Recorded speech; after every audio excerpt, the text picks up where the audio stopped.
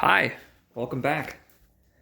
This is part 4, I think, of working on these motorcycles. To you, it may not seem as long as a time, but for me, I feel like I've just been looping over all these bikes over and over again.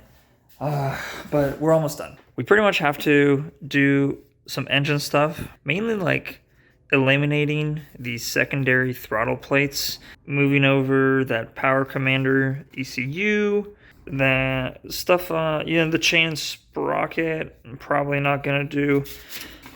Besides that, just a couple little body accessories. The LED bulb, if you remember my last video, I can't really test that until I start the bike, so that's going to be one of the last things.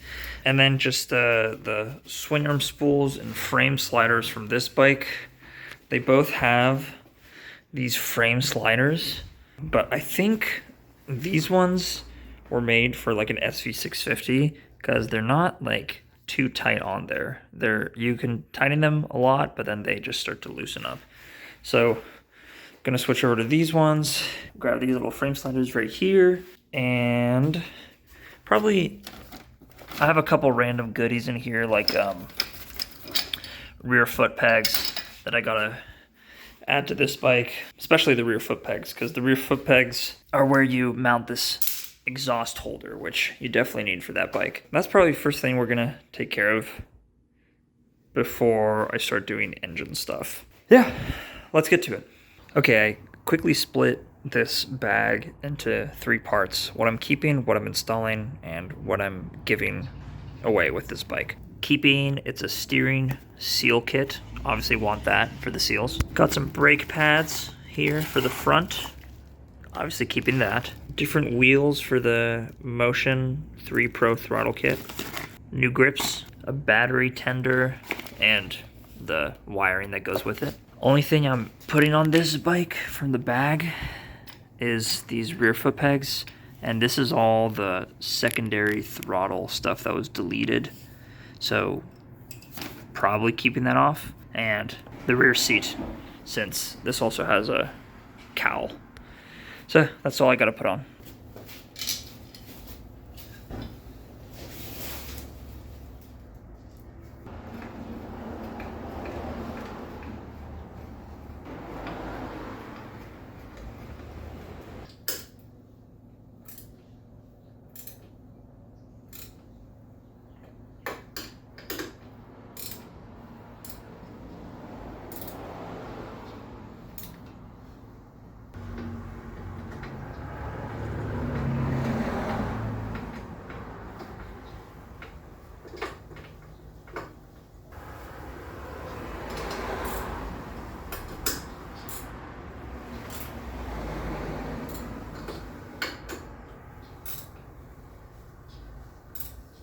Once I got those rear foot pegs on, I started to move my focus to removing the aftermarket shifter. That was really simple. It's just a couple bolts.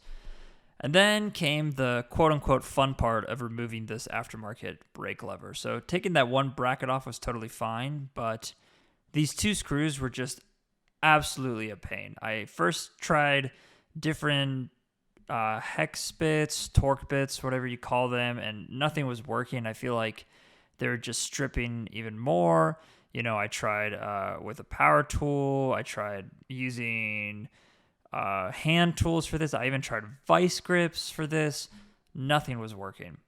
So I brought out the big guns. I started to use an actual grinder wheel to cut at the bolts and make deep enough cut so I could just use a flathead screwdriver, and that still wasn't working.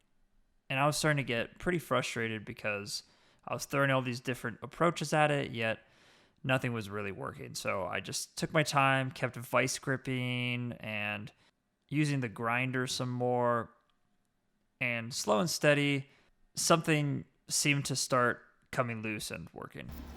That was so atrocious. We got him. It only took absolutely demolishing the bolts, scratching up all of this, breaking 3 separate tools, using all of this, but oh my god, we finally got it out. Dude, I feel like feel like it was torqued at like 1,000,000 foot-pounds. It was ridiculous.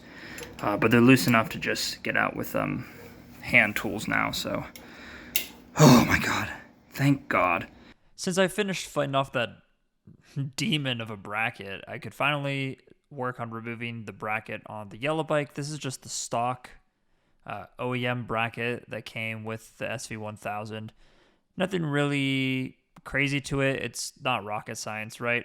Same couple of bolts, but this time there was an extra bolt that held onto the tail frame. I guess that's what you call it, the tail frame.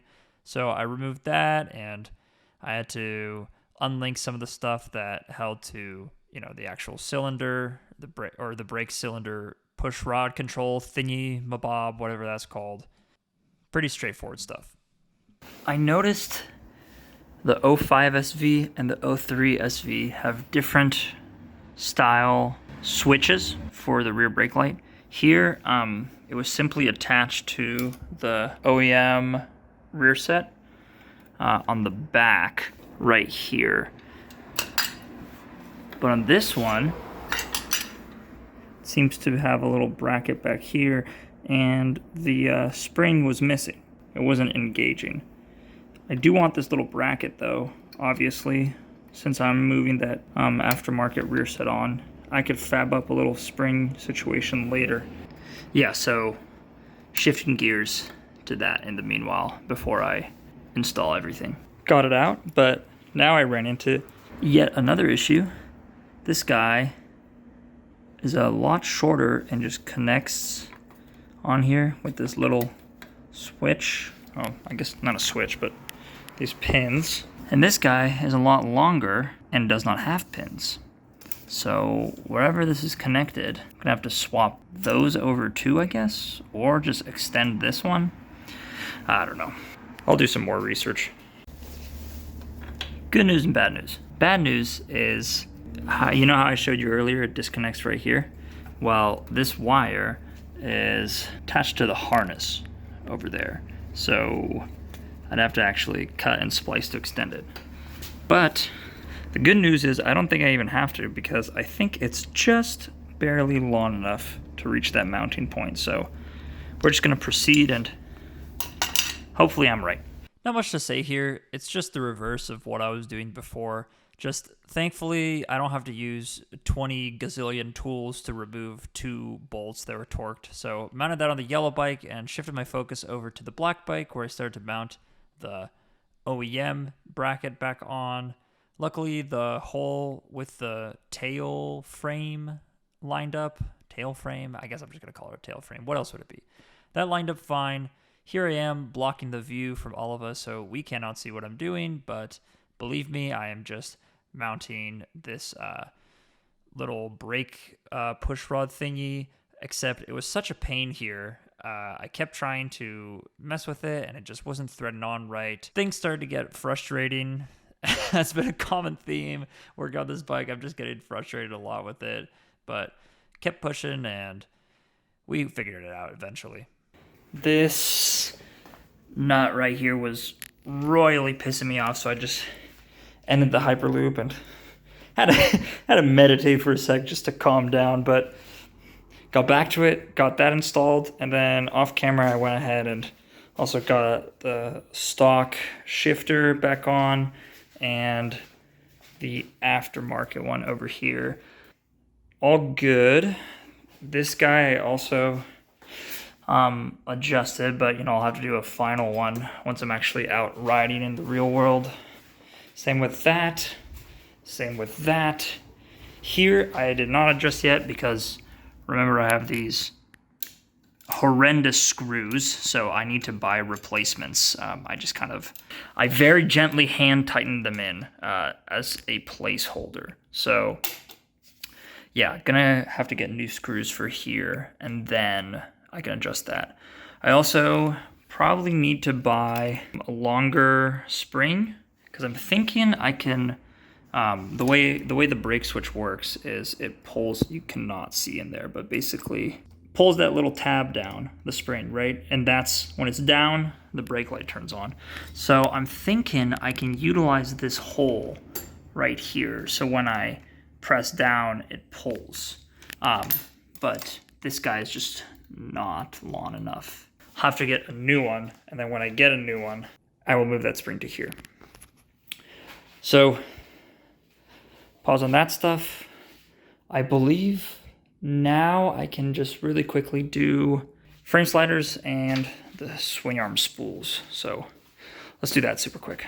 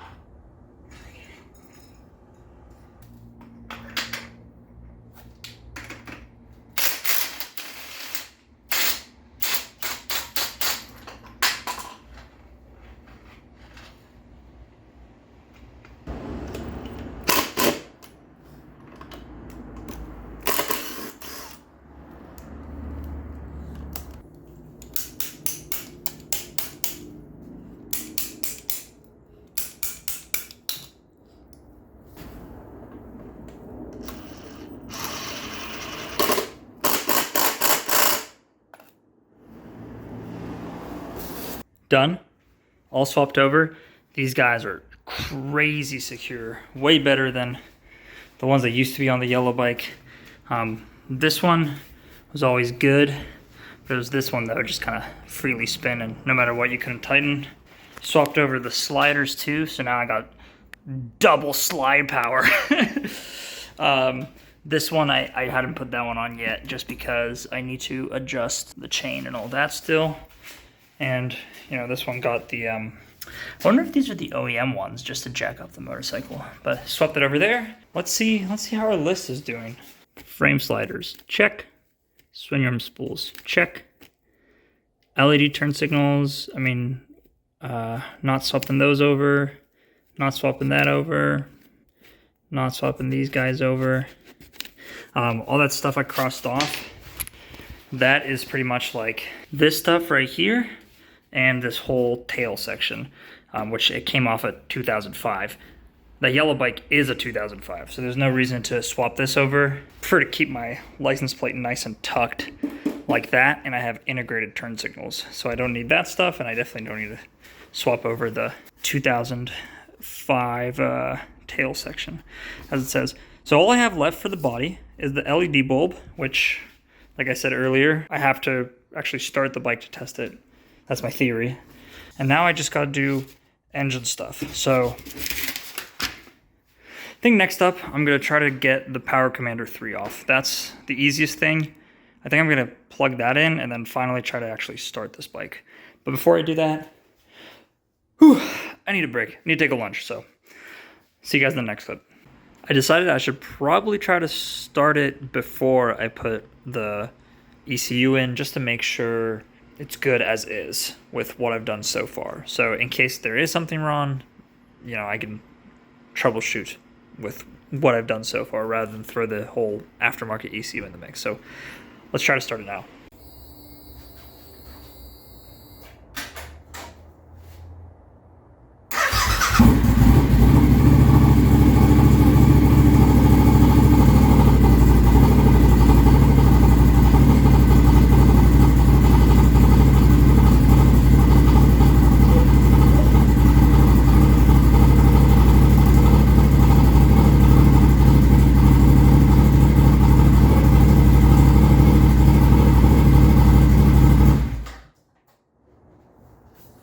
Well, it ran, but I noticed, yeah, I got an FI light right away.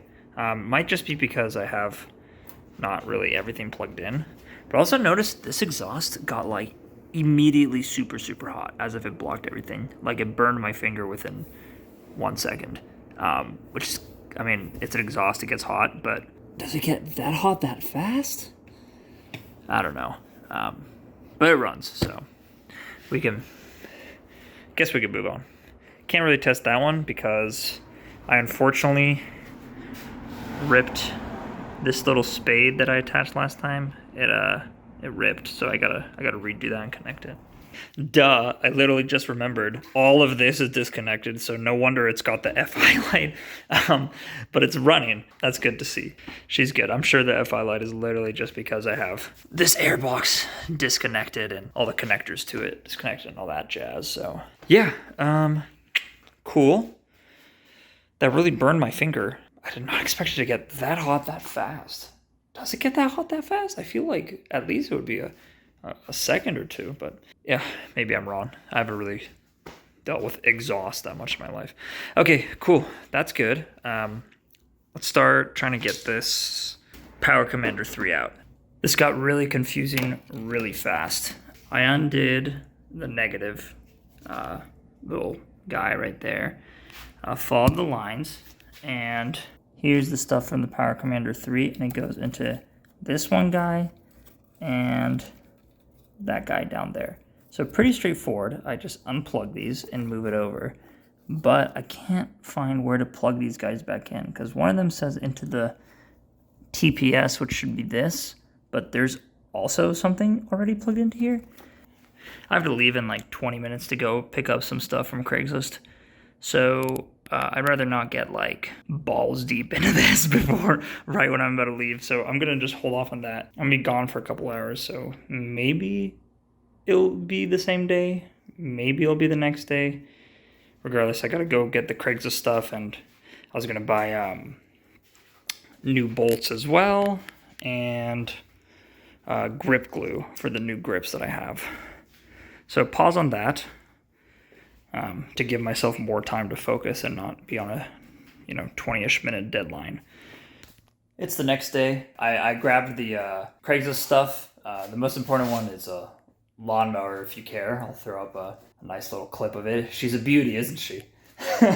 Anyways, grabbed that. I grabbed the bolts, which I ended up putting in, some replacement ones, and I bought that grip glue, which I just put away in the box. I came home after all that. I just ended up cleaning everything and organizing and getting late. So I ended the day there. But regarding this Power Commander 3, I actually installed this back on the negative and I have it all plugged in because I realized I got to start this bike yesterday and it was running good. Everything seemed fine. Except the FI light, but obviously that's because of the airbox. I want to start this bike before I do anything else just to make sure it's good. And obviously I need the Power Commander plugged in. Now, I do have an issue where in order to start this, I need to engage the clutch, right? I have to actually hold it in. And it's really hard to hold in when it's just hanging like this. Plus, these wires need to be plugged in, and this guy ripped off. So I need to patch this again. But anyways, this whole system, this R6 clutch assembly, I guess, and this SV650 clutch line, and these turn signal thing with this. I technically don't have to really grab this. But anyways, part of the plan was to swap this cable clutch over and replace it with this hydraulic clutch.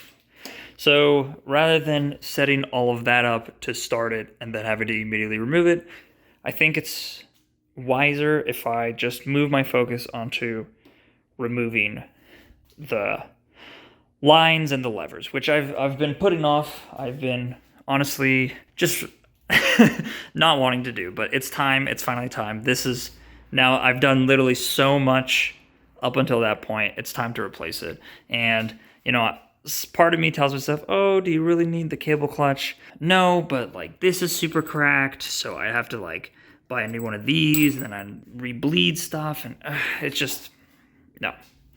I want the cable clutch. It's going to suck, but she'll be great.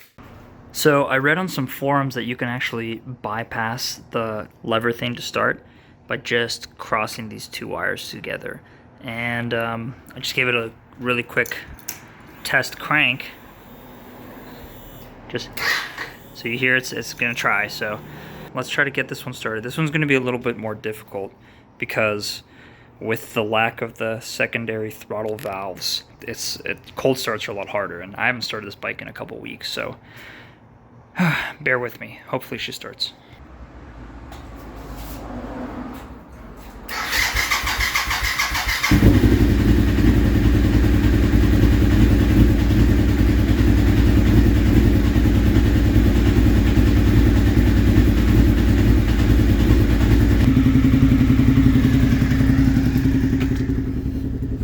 Step away from that so you can hear me. Nah, actually, still loud. Let me go outside.